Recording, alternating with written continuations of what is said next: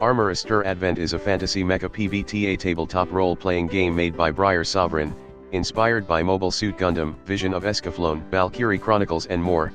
Armour Astir Advent is set in a world where magic and mecha are real, but authoritarian assholes still exist, so you should shoot them, with magic. In Armour Astir Advent, you could play as a channeler, magic user that can pilot an Astir, or one of the support classes that support the Astir and the factions behind the cause. If you are worried that playing support might sucks, don't worry, because you can support through two ways, support by aiding others, and support through incredible violence. There's 4 playbooks for both classes, and for the channelers, there's Arcanists, which are boring party poopers because they don't like surprises. In fact, they don't like surprises of any kind so much, they can adapt and overcome any situations on the go. Imposters are transhuman cyborg who control their Astir through their augment, which might get them into trouble, which is good because trouble fuels their power, which sounds like so many people I know.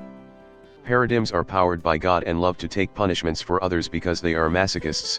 They also have to do what their God desires or their God will take their magic away, causing them to become normal people again, which is probably for the best. Witches instead are powered by their OnlyFans account with otherworldly patrons who can sometimes screw them over, but which can also tell them in reality to fuck off and embrace chaos. As for the supports, there's Captain, who is in command of the carrier all the players are on, could boost the carrier and the crew's capability, as well as doing commandery stuff like logistic and strategic support. Also, the carrier has guns. Also, you don't need a captain to have a carrier, it already comes free when you start a campaign. Diplomats are people whose words can do more damage and good than a gun ever could, bringing factions together and negotiating the impossible. They totally do not spy on people and engage in subterfuge, and if everything fails, you have a knife. Artificer is basically the entire plot of Knights and Magic.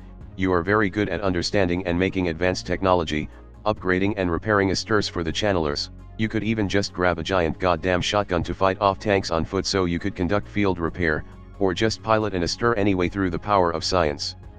And then there's Scout.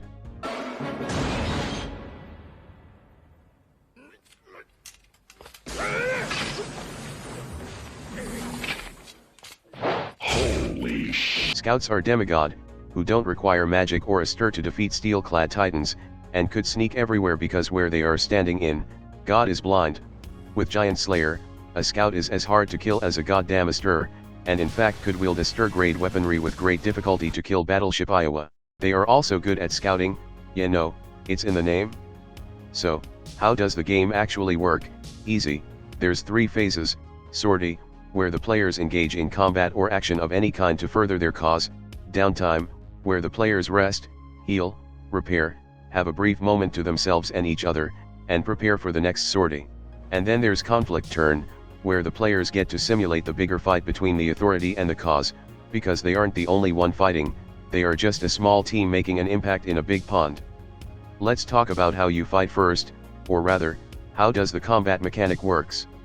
In AAA, there's no damage mechanic. Instead, you put your opponent in narrative danger, which can be split into risk and peril.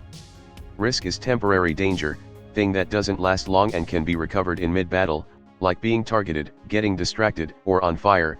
Peril is something much worse and you need specialized aid or location to heal or repair, like broken arms, being really fucking angry, or getting stabbed. But both still count as one danger, and the amount of danger a character can handle depends on who they are, starting with 1 for nameless soldiers because they are one scene wonder, to 3 for players, important characters, and rivals.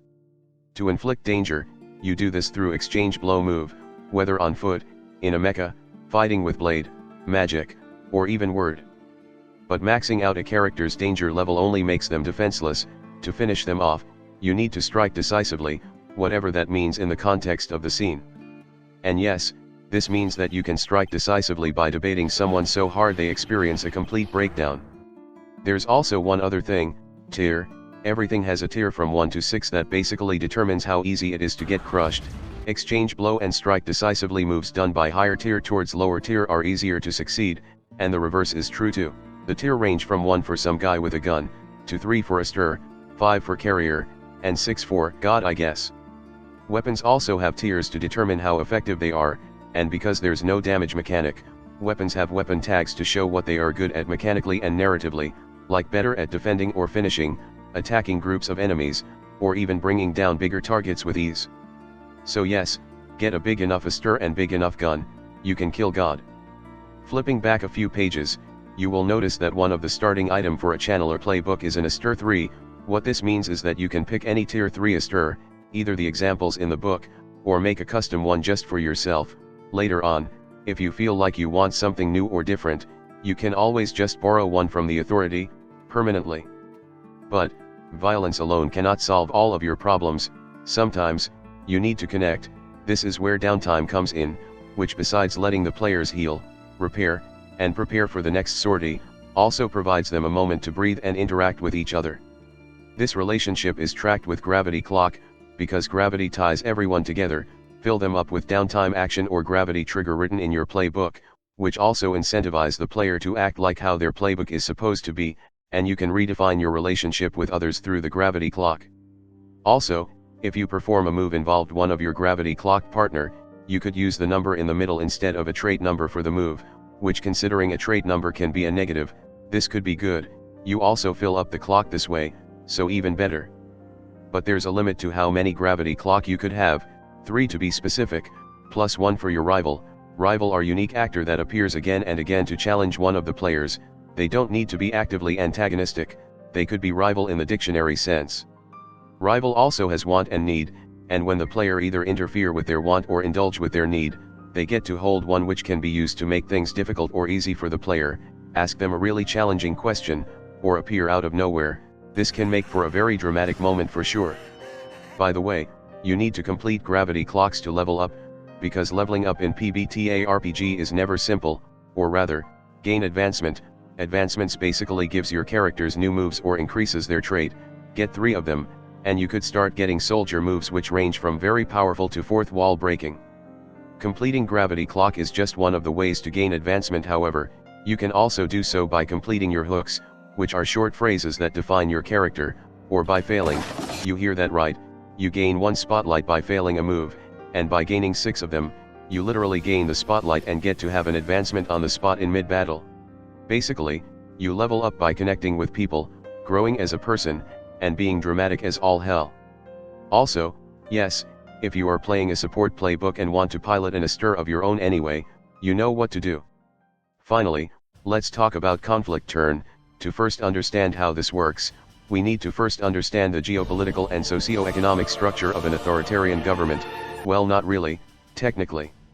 As much as the authority wants to make themselves look orderly and efficient, no, which is why there's divisions, 3 of them to be exact, which have their own ways of screwing over the players, the cause, and each other. On the other side, there's the cause, which has 6 different factions working together to fight against the authority, that also bicker with each other over differences sometimes. As I have mentioned before, in conflict turn, players get to experience strategic battles between the authority and the cause by choosing which factions to fight against the divisions and determining the winner by rolling. The winners get to achieve strategic goal for the round and possibly influencing the next sortie. But there's a tiny problem. While the factions might appear to be outnumbering the divisions, they have a logistic problem that might cause them to be tapped out after a fight. I do not recommend pushing a faction to fight again when tapped. Meanwhile, the divisions do not suffer this problem, and in fact if you outright destroy a division, one will quickly come back up to fill its place. Instead you want to take what's actually supporting the authority, the pillars. Pillars are essentially place, people, and object of great importance to either side. It doesn't have to have military importance, it could even be something that motivate the players and the cause, like a lost hometown. Take away a pillar from the authority, and they get less stable. Take away all 9 of them, and say goodbye to them. So basically, you as the players have 2 goals to achieve: bring down the authority by taking down their pillars, and support the cause by keeping them supplied and alive. If that's too simple, you could also bring in a wayward faction, who has their own goal that could support either the authority, the cause, or both and nothing at once, just to spice it up. To simply put, with conflict turn, a campaign could take dramatic turn nobody expected. The player could also roleplay as both the cause and authority, which give them more weight when somebody perishes, and as the game master, or director in this case, you get to have less work on your shoulders because the player will be writing the campaign for you half of the time. And that's all on Armour Astir Advent. I got it for a Fantasy Mecha PBTA RPG with interesting combat and storytelling mechanic. I ended up getting a guerrilla warfare simulator along the way too. That's a surprise, A good one for sure, but honestly, currently, the fantasy mecha genre is suffering a fucking drought. There hasn't been any fantasy mecha anime for practically years, so it's good to see someone just made a TTRPG for it. If you are still not sure on whether to get this book or not, there's a free version with all the written texts, but no fancy images, so you gotta use your imagination a bit for that. Anyway, this has been a good reading, and with everything done, I will see you all next time. Hello there, if you like this video, please subscribe to my channel and click that notification bell button. If you really want to support my channel, you could visit my Patreon page, or buy me some coffee, links in the description. Anyway, have a nice day.